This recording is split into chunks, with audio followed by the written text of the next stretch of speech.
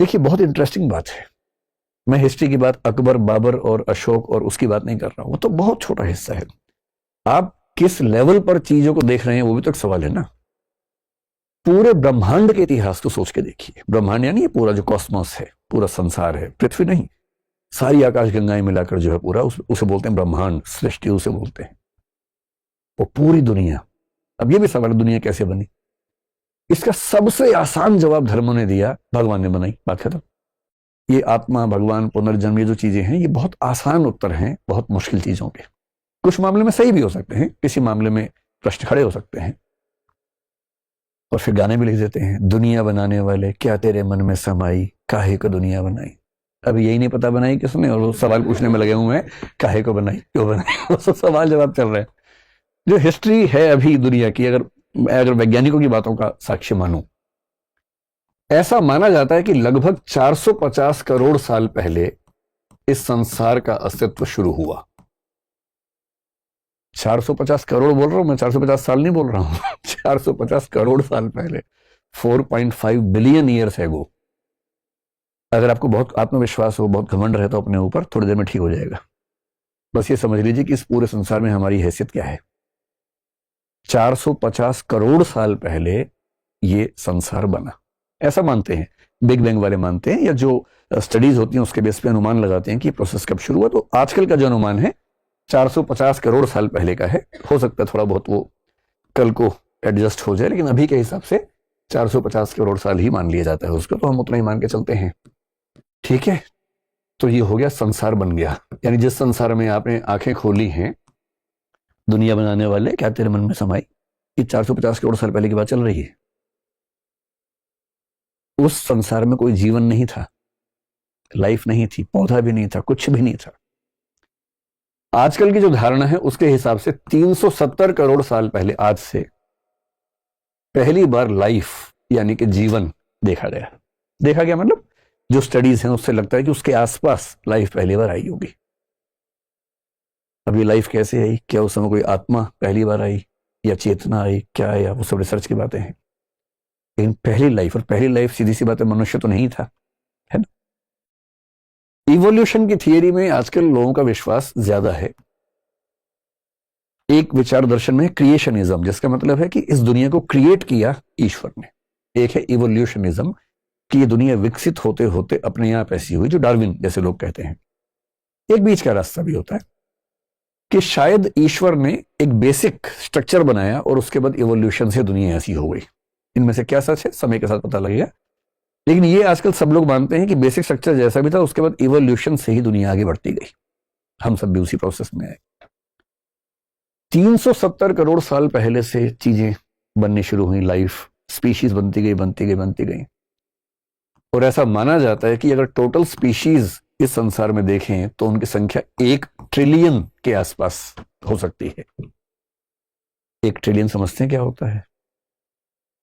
1 billion होता है 100 करोड़, उसमें 3 जीरो और जोड़ दीजिए, 1 लाख करोड़। 1 लाख करोड़ के आसपास टोटल स्पीशीज इस ब्रह्मांड में हो सकती हैं, जिनमें से बॉटनी के, जूलॉजी के लोग स्टडी कर करके थक गए हैं। तो अभी तक कुल मिला के 18 लाख यानी 1.8 मिलियन स्पीशीज का नाम रख पाए हैं, उन्हें पहचान पाए हैं। और उनका अनुमान है कि जो स्पीशीज थी या हैं उन सबको मिला के 1 ट्रिलियन, 1 लाख करोड़ के आसपास स्पीशीज हो सकती हैं। आप वैविध्य समझ रहे संसार में कितना है। हमारी जो भारतीय परंपरा है उसमें 84 लाख योनियों का जिक्र आता है। वो भी कुछ कुछ ऐसा है कि स्पीशीज कितनी रही होंगी, लेकिन साइंस तो बढ़ते बढ़ते 1 ट्रिलियन पे पहुंच गया है, जिनमें से 18 लाख का नाम अब तक रखा जा सका है। इन सब में से हम एक हैं सिर्फ। अभी ज्यादा हीरो नहीं बनना है। फिलोसफी पढ़ने के फायदे बहुत सारे हैं। एक है कि बिना बात के हीरो बनने का मन खत्म हो जाता है, ये भी तो फायदा है ना। कोई बिना बात के हवा में टंगा हो उसे जमीन पे लाना भी तो अच्छी बात है। अब ये स्पीशीज बढ़ते बढ़ते इवोल्यूशन का प्रोसेस चल रहा है, बहुत तरह की स्पीशीज आती जा रही हैं। और इस प्रोसेस में क्या हुआ, लगभग 1.2 करोड़ साल पहले, आज से, यानी कि आज से लगभग 1.2 करोड़, 1 करोड़ के बीच में लगभग मानते हैं, एक बड़ी भारी घटना घटी। उस समय एक स्पीशीज थी जिसका नाम हम बोलते हैं प्राइमेट्स। अगर आप साइंस के विद्यार्थी हैं या एंथ्रोपोलॉजी के हैं या हिस्ट्री के हैं तो आपने इसका नाम सुना होगा, प्राइमेट्स। हमारे पूर्वज हैं। कोई आपसे पूछे कि आपके पूर्वज कहां से आए थे, तो बोल रहा हमारे पूर्वज 370 करोड़ साल पहले। बंदर तो बहुत हाल का है भाई, बंदर तो चचेरा भाई हुआ। पूर्वज तो बहुत पुराने होते हैं भाई। 370 करोड़ साल से परंपरा चल रही है हमारी, उसी में तो हम विकसित हुए, कहां से विकसित होंगे। 1 करोड़ साल पहले आज से जो प्राइमेट्स थे, ये प्राइमेट्स 2 वर्गों में बंटे ऐसा माना जाता है। ये 2 वर्ग कौन कौन से थे, ये सारा मैं क्यों बता रहा हूं, मैं आपको बता रहा था ना फिलोसफी कहां से पैदा हो रही है। अभी तो फिलोसफी कहां से आएगी, अभी तो इंसान ही नहीं आया, फिलोसफी कहां से आएगी।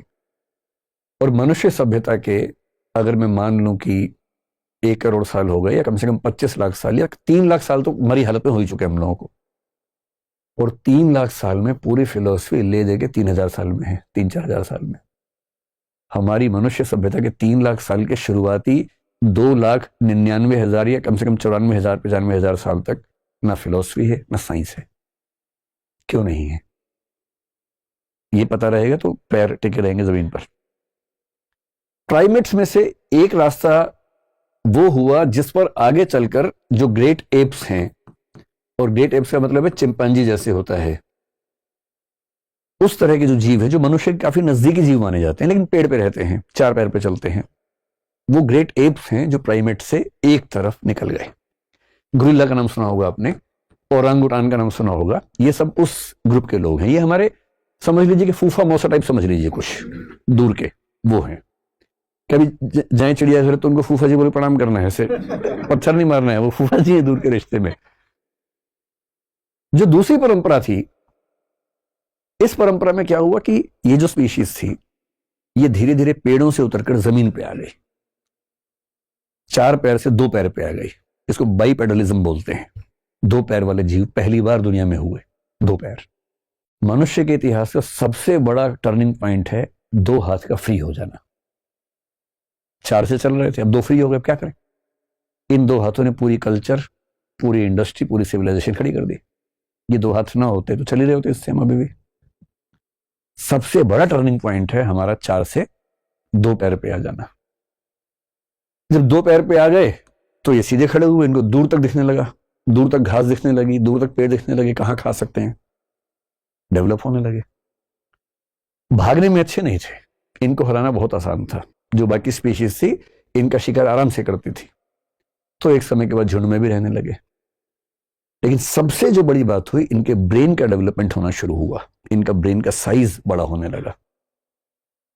और ये होते होते आपने 2-3 नाम सुने होंगे। एक नाम सुना होगा ऑस्ट्रेलोपिथेकस, ये शब्द सुने कभी? करीब 30 लाख साल का दौर इसका चला, ऑस्ट्रेलोपिथेकस, जिसका बेसिक मतलब है साउथ का जो एक क्रीचर था। आपने निएंडरथल का एक नाम सुना होगा। निएंडरथल जो था वो पूरी हिस्ट्री में आज तक सबसे बड़े ब्रेन वाला स्पीशीज हुआ, बाद में खत्म हो गया, ऑस्ट्रेलोपिथेकस भी खत्म हो गया। और करते करते 25 लाख साल पहले आज से एक स्ट्रक्चर बना जिसको बोलते हैं होमो हेबिलिस। होमो शब्द सुनते ही समझ जाइए कि अपना नजदीक का रिश्तेदार है। ये हमारी स्पीशीज की शुरुआत होनी शुरू हो रही है यहां से। और इस 25 लाख के बाद भी इसके कई अंतरण होते होते आज से 3 लाख साल पहले वो आया जिसको बोलते हैं होमो सेपियंस, जो कि हम हैं। इस पूरे ब्रह्मांड के इतिहास में 370 करोड़ के जीवन के इतिहास में हमारा समय कुल मिला के 3 लाख साल का है होमो सेपियंस के तौर पर। और होमो सेपियंस होने के बाद जो हुआ वो कमाल हो गया। 1 लाख करोड़ स्पीशीज में से अचानक एक स्पीशीज ने पूरी दुनिया पे कब्जा कर लिया, संयोग से वो हम हैं। बाकी सबको जीना मुश्किल कर दिया, अलग बात है, लेकिन हमें तो सब कुछ हासिल हो गया, इंसान को सब हासिल होने लगा। और इस होमो सेपियंस के डेवलपमेंट में जो 3 लाख साल से शुरू हुआ, आज से 75,000 साल पहले एक बहुत बड़ी घटना घटी। अगर आपने एक किताब पढ़ी हो, अब मैं जो बात बोल रहा हूं उस किताब का जिक्र है, वो युवाल नोह हरारी का नाम सुना होगा आपने। सेपियंस नाम से किताब है, sapiens a brief history of man. उसने खास जिक्र किया, इस घटना का जिक्र उसने किया कि 75,000 साल पहले कॉग्निटिव रिवॉल्यूशन यानी कि एक ज्ञानात्मक क्रांति इस होमोसेपियंस की दुनिया में हुई। ये जो लेखक हैं इजराइल के व्यक्ति हैं, बहुत गहरे चिंतक हैं, इस समय दुनिया में सबसे ज्यादा पढ़े जाने वाले व्यक्तियों में से एक हैं। आज से 75,000 साल पहले एक बौद्धिक या वैचारिक या ज्ञानात्मक क्रांति हुई, कॉग्निटिव रिवॉल्यूशन हुआ, यानी इस होमोसेपियंस की दिमागी क्षमताएं अचानक बढ़ने लगी। मतलब बड़ी बहुत प्रोसेस में, लेकिन इस समय आगे दिखने लगी। कई क्षमताएं बढ़ी, लेकिन जिस क्षमता पर इन्होंने बहुत ज्यादा जोर दिया है वो है इमेजिन करने की क्षमता, इमेजिनेशन, कल्पना करने की क्षमता। पहली बार किसी स्पीशीज ने कल्पनाएं करनी शुरू की। बिल्लियां कल्पनाएं नहीं कर पाती हैं, चूहे, गधे, घोड़े कल्पना नहीं कर पाते हैं, हम कर पाते हैं। हम कुछ भी कल्पना कर सकते हैं। हम परलोक की कल्पना कर सकते हैं, हम ईश्वर की कर सकते हैं, आत्मा की कर सकते हैं, पुनर्जन्म की कर सकते हैं, स्वर्ग की कर सकते हैं, नरक की कर सकते हैं, भूत प्रेत की कल्पनाएं कर सकते हैं, क्योंकि हमारे पास कल्पना करने की क्षमता है। जिनके पास क्षमता नहीं है वो नहीं कर पाते, सिंपल सी बात है। हमारे अंदर इंटेलिजेंस का विकास हुआ। इंटेलिजेंस का विकास इसमें अचानक नहीं हुआ, प्रोसेस में चल रहा है लगातार। हम बौद्धिक हैं, हम सोच पाते हैं, तर्क कर पाते हैं, युक्ति कर पाते हैं, रीजनिंग कर पाते हैं, लॉजिकल जो निष्कर्ष है वो निकाल पाते हैं, डिडक्शन कर पाते हैं, इंडक्शन कर पाते हैं।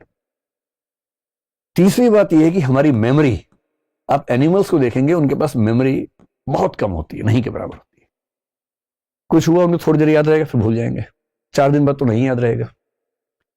और यदि आप उनसे 3 साल बाद कहेंगे पिछले अपने जीवन की 3 बड़ी घटनाएं बताओ, वो भी सीक्वेंस में, याद ही नहीं आएगा। याद आएगा तो सीक्वेंस में याद नहीं आएगा। हमारी मेमोरी में सीक्वेंस भी बना रहता है, लिंकेजेस बनी रहती हैं। और क्योंकि हमारे पास ऐसी मेमोरी है, हमारे पास ऐसी चिंतन क्षमता है, हमारे पास ऐसी इमेजिनेशन की क्षमता है, क्रिएटिविटी की क्षमता है, और इन सारी चीजों ने मिलाकर हमें एक ऐसी स्थिति मिला दिया कि इससे हमने सबसे पहले बनाई लैंग्वेज। किसी भी दूसरी स्पीशीज के पास उतनी उन्नत भाषा नहीं जितनी हमारे पास है। हम कितना कुछ शेयर कर लेते हैं क्योंकि भाषा है, और भाषा है तो सोच भी ज्यादा पाते हैं, क्योंकि जब हम भाषा सीखते हैं तो उसी के साथ सोचते भी हैं साथ साथ। एनिमल्स के पास, बर्ड्स के पास भाषा है, पर वो बहुत बेसिक भाषा है जो केवल ये बता पाती है अपनी माँ को कि मुझे भूख लगी, मुझे गुस्सा आ रहा है। जो 8-10 बेसिक इमोशंस हैं उनको एक्सप्रेस करना उनके बस की बात है, लेकिन कॉम्प्लेक्स आइडियाज को एक्सप्रेस करना उनके बस की बात नहीं। पर हमारे बस की बात है, भाषा हमारे पास है। और इस भाषा ने इतना कमाल किया, और जो कॉग्निटिव रिवॉल्यूशन हुआ इसकी वजह क्या है? हमारे दिमाग का आकार बढ़ा। मैं भी उस पर आता हूं, आकार कैसे बढ़ा, या पहले इसी को थोड़ा समझते हैं फिर वापस इस पे आएंगे। कुछ लोग मानते हैं कि जो हमारा ब्रेन का साइज है वो बहुत क्रूशियल साबित हुआ। बहुत सिंपल सा एग्जांपल समझ लीजिए। ब्रेन का साइज कैसे नापते हैं? तो ब्रेन वॉल्यूम नापते हैं। जैसे जो खोपड़ी है, उस खोपड़ी में कितनी रेत भरी जा सकती है, उससे तय होता है कितना वॉल्यूम है। इसको सेफेलिक इंडेक्स कुछ लोग बोल देते हैं। तो जो होमो हेबिलिस था 25 लाख साल पहले, उसके दिमाग में लगभग 500 से 700 क्यूबिक सेंटीमीटर का स्पेस था। इतनी सी खोपड़ी समझ लीजिए, एक हाथ के बराबर की। 500 से 700 क्यूबिक सेंटीमीटर का स्पेस है। ये होमो हेबिलिस है, जो हमारी परिवार का सबसे पुराना सदस्य माना जा सकता है। और आज के जो होमो सेपियंस हैं उनका कितना है? तो इसमें पुरुषों का महिलाओं से थोड़ा सा ज्यादा है। पुरुष लोग बहुत हीरो बनते हैं इस बेसिस पे, लेकिन इसमें ज्यादा लोड लेने की जरूरत नहीं है। पर हाँ, सच है कि ऐसा है। 1260 क्यूबिक सेंटीमीटर आज के सामान्य मनुष्य का ब्रेन का साइज है, और होमो हेबिलिस का करीब 600 के आसपास था। डबल से ज्यादा हो गया। जो औसत रूप से स्त्रियों का है वो करीब 1170 के आसपास है। इसके आसपास से थोड़ा कम ज्यादा होगा, लेकिन लगभग इसकी रेंज में है।